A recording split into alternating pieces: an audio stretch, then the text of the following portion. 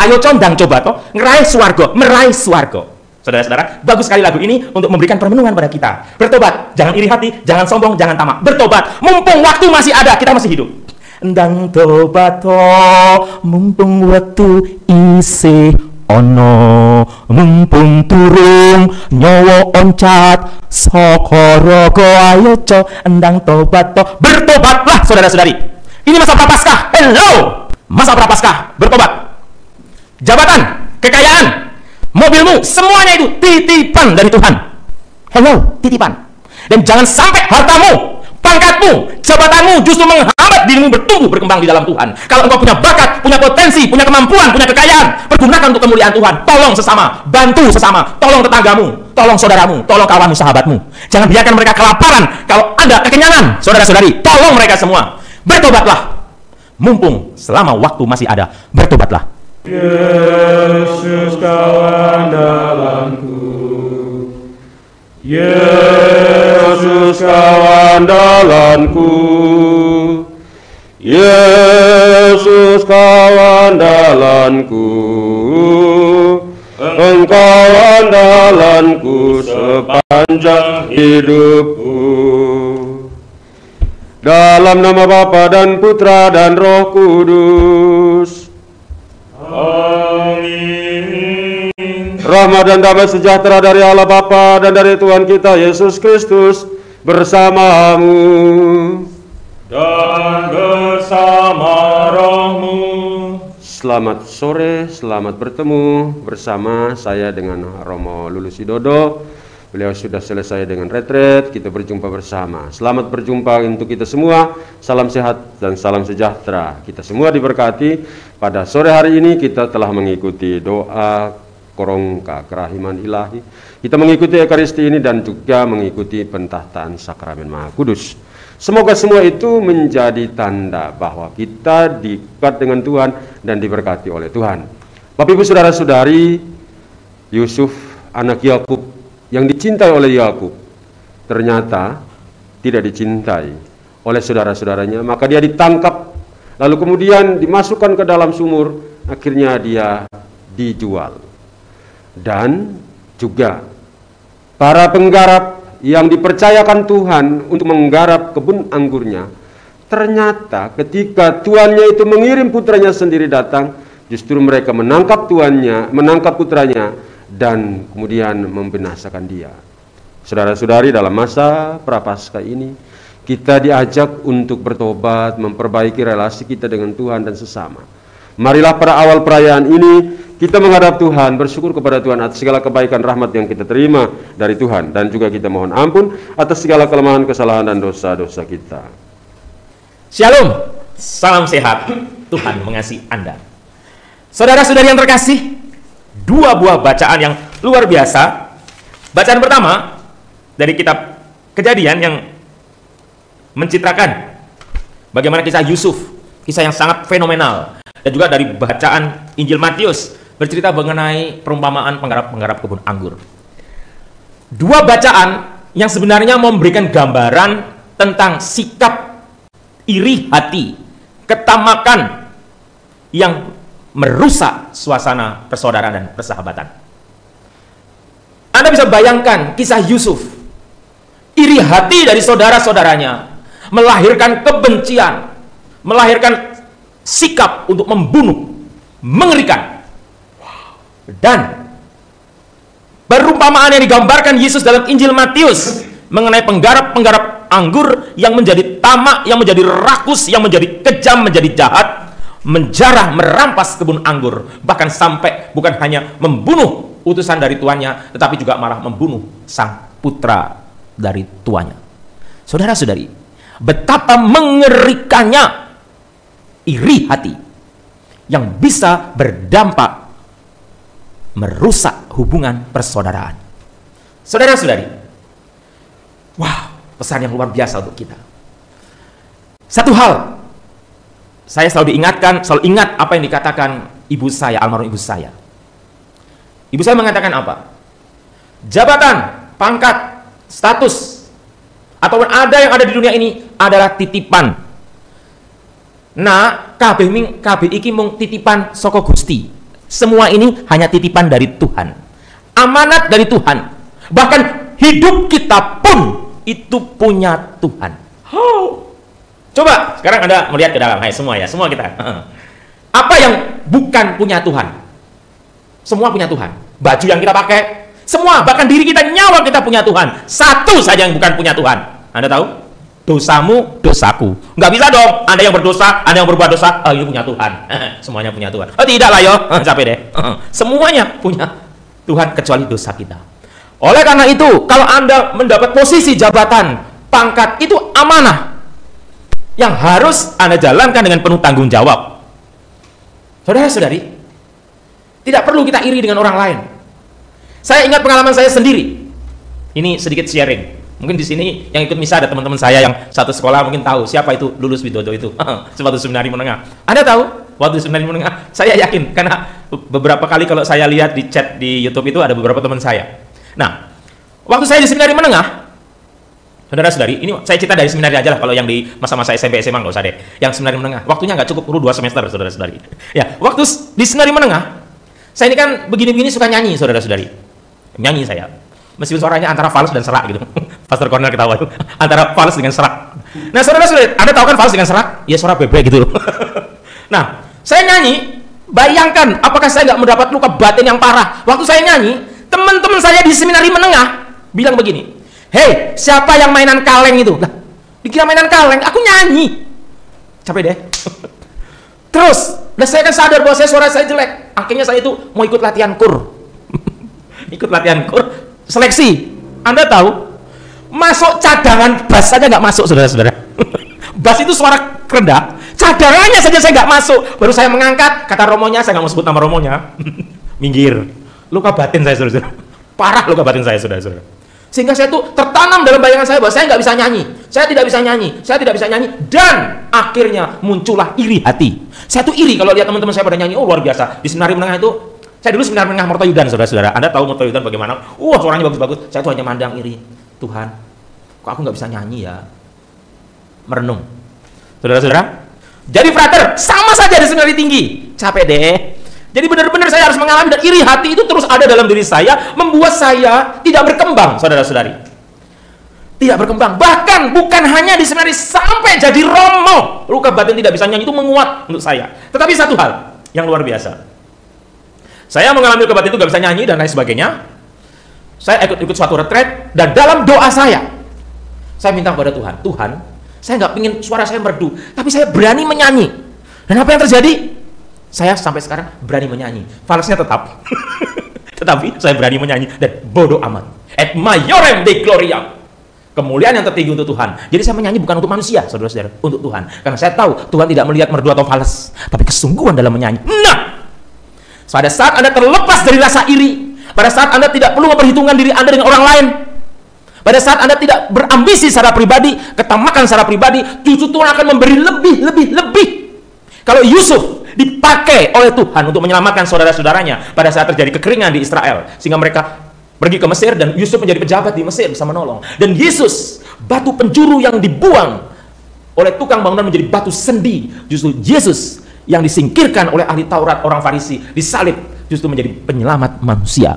Saudara-saudari, pada saat Anda tidak memikirkan diri sendiri, pada saat Anda tidak berorientasi pada saya, tetapi terbuka, open your heart, buka hati Anda, dan singkirkan iri hati, ketamakan, Tuhan akan memberi lebih. Tadi perhatikanlah dari Mazmur tanggapan, ingatlah perbuatan-perbuatan ajaib yang dilakukan Tuhan.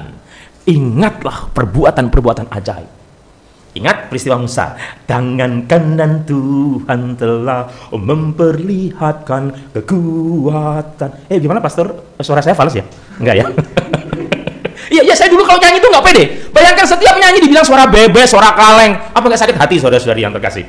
Tetapi sekarang bodoh amat, orang bilang fals, bilang jelek, bodoh amat. Karena aku bukan Indonesia Idol. Tapi deh, bukan X Factor, bukan. Saya bukan seperti penyanyi-penyanyi, seperti Agnes Monica dan lain sebagainya. Tetapi satu hal, saya menyanyi untuk Tuhan. Saudara-saudari, dalam kehidupan kita, catat dan garis bawahi, sesuatu itu semuanya itu amanah pemberian Tuhan. Bagaimana kita bertumbuh, berbuah di dalam Tuhan. Bagaimana saya memakai potensi yang ada. Dan jangan bandingkan dengan orang lain. Jangan mengatakan, Tuhan, aku tidak mampu, aku tidak seperti saudaraku, aku tidak seperti dia, aku tidak seperti dia. Tuhan, kok dia terus yang dipakai? Ya memang bagus. Anda nggak dipakai, mungkin Anda dipakai yang lain, saudara-saudari. Anda bisa bayangkan, dulu kerinduan saya itu bisa bayangkan. Makanya ini ada OMK. Kalau disuruh jadi pemazmur, itu berkat untuk Anda. Karena saya seumur hidup nggak pernah jadi pemazmur di paroki, saudara-saudari. Seumur hidup. Tidak pernah. Capek deh. Nggak pernah dipakai di seminari, nggak pernah dipakai. Pingin saya itu dulu jadi sesi liturgi, sesi penerima tamu, nggak pernah. Kalau ada teman-teman saya yang ikut misa ini tahu yang namanya Romo Lulusidodo waktu frater, dari tahun rohani sampai diakon, pekerjaannya cuma satu di seminari, tukang parkir dan pembantu umum, saudara-saudari. Itu saya, saudara-saudari. Tukang parkir dan pembantu umum. Nah, dulu saya itu hidup dalam kecemburuan, iri hati, dan terus iri hati merasa, aduh dia temanku begini yang dipakai, ini dan lain sebagainya. Tetapi semakin begitu, semakin saya terpuruk. Tapi sekarang saya menjadi manusia bebas, lepas, ku tinggalkan semua beban di hatiku, melayang. Bodoh amat, saudara-saudara. Saya tidak peduli, saudara-saudara. Saya melakukan untuk Tuhan. Kolose 3:23, apapun yang kau lakukan bukan untuk manusia tapi untuk Tuhan. Et maiorem Dei gloriam. This is my way. This is my style. This is my life. Saudara-saudari, apa yang Anda lakukan untuk Tuhan? Itu yang pertama. Jangan iri. Pesan hari ini, jangan pernah iri. Tetanggamu kaya, puji Tuhan. Kalau Anda tinggal di kampung, tetangga Anda tambah kaya, datangi. Aduh ibu, tetangganya beli TV, beli kursi. Aduh luar biasa, ikut seneng. Aduh ikut seneng. Bujoko. Namanya bujoko. Ikut seneng. Bayangkan, orang itu ingin dipuji, pujilah dia. Anda ikut berbahagia dan orang itu akan menjadi teman Anda, saudara Anda. Jangan kalau temannya kaya, naik jabatan, punya pangkat, malah bibir Anda miring ke kanan ke kiri. Korupsi. Saudara-saudari yang terkasih, itu membuat Anda terpuruk. Please deh, percaya dengan saya. Tetapi kalau teman Anda sukses, teman Anda juara, selamat ya, sportif, profesiat, luar biasa. Aku ikut bahagia. Serius ini saudara-saudariku yang terkasih. Bebaskan diri Anda dari iri hati, bebaskan diri Anda dari kebencian, maka Anda akan bertumbuh, berkembang dan berbuah di dalam Tuhan. Amin, saudaraku. Itu yang pertama. Bebaskan Anda dari rasa iri hati. Please, percaya dengan saya, bebaskan dari iri hati. Berbahagialah kalau orang lain berbahagia. Jangan iri hati kalau orang lain berbahagia. Ini pesan pada hari ini. Itu yang pertama, berbahagia melihat orang lain berbahagia. Bersyukur melihat orang lain sukses. Jangan sedih, jangan sakit hati kalau orang lain berhasil. Tetapi bersyukurlah kalau Anda dengar teman Anda berhasil, langsung cepat-cepat di WA. Hebat ya, profesiat. Aku ikut bangga dan bahagia. Saya beritahu, inilah rahasia kehidupan. Kalau Anda memuji teman Anda ikut berbahagia. Anda punya satu sahabat, satu saudara, saudara-saudari. Karena dia akan ingat, pada saat aku sukses, orang itu yang mendukung aku, saudara-saudari. Mendukung artinya tidak iri, saudara-saudari. Tetapi kalau ada orang lain susah, sakit, cepat-cepat menolong. Maksud saya juga itu. Artinya saudara-saudariku yang terkasih, jadilah manusia yang bebas. Jangan manusia yang terpuruk. Jangan manusia seperti kata dalam tempurung. Manusia yang minder dan lain sebagainya. Setiap orang punya potensi, setiap orang punya bakat. Tuhan memberikan talenta, Tuhan memberikan keajaiban pada Anda semua. Jangan pernah iri.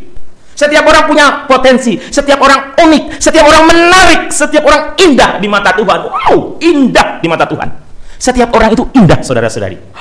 Unik. Kejadian 1:26, Anda diciptakan secitra dengan Allah. Jadi tidak perlu iri.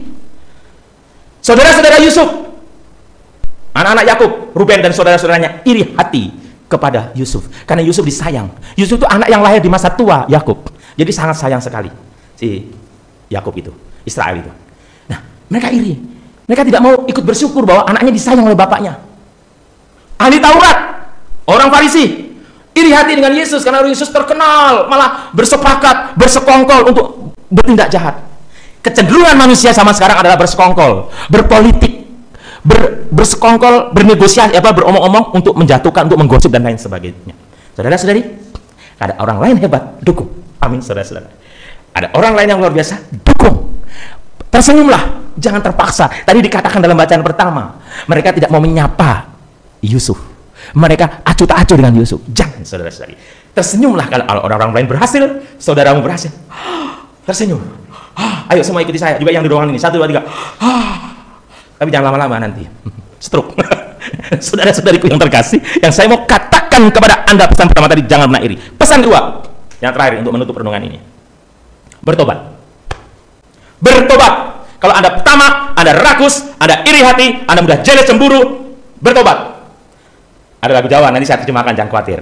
Ndang tobat mumpung waktu isih ono, mumpung durung nyawa oncat saka raga, ayo co ndang tobat ayo co nggayu swarga. Saya terjemahkan, jangan khawatir, yang dari Papua, yang dari Amerika, Australia dan sebagainya saya terjemahkan. Ndang tobat bertobatlah mumpung waktu isih ono, mumpung selama waktu masih ada, mumpung durung nyawa oncat saka raga, nyawa keluar dari badan kita. Ayo condang coba toh ngeraih swarga, meraih swarga. Saudara-saudara, bagus sekali lagu ini untuk memberikan permenungan pada kita. Bertobat, jangan iri hati, jangan sombong, jangan tamak. Bertobat, mumpung waktu masih ada, kita masih hidup.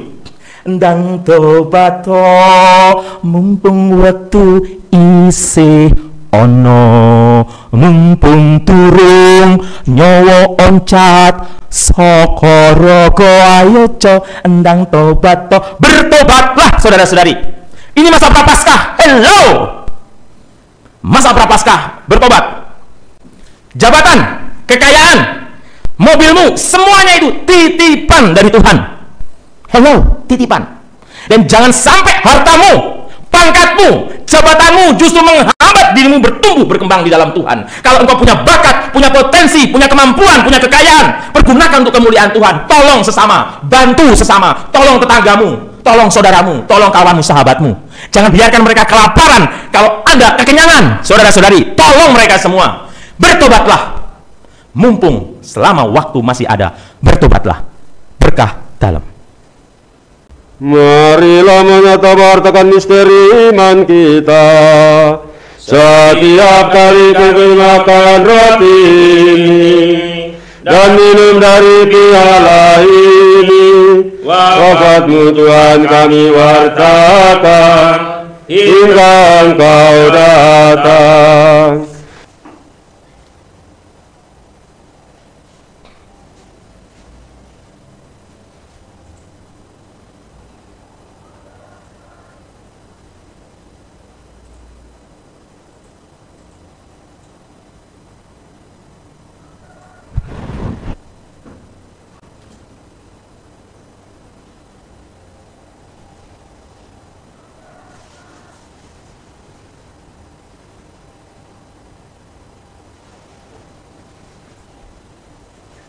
Allah menyayangi kita dan mengutus putranya sebagai kurban papuli atas dosa-dosa kita.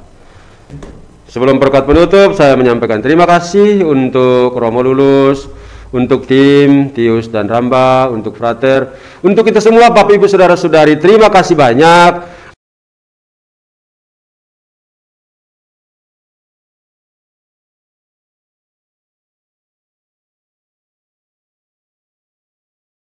Tempat Jalan Salib dan Gua Maria.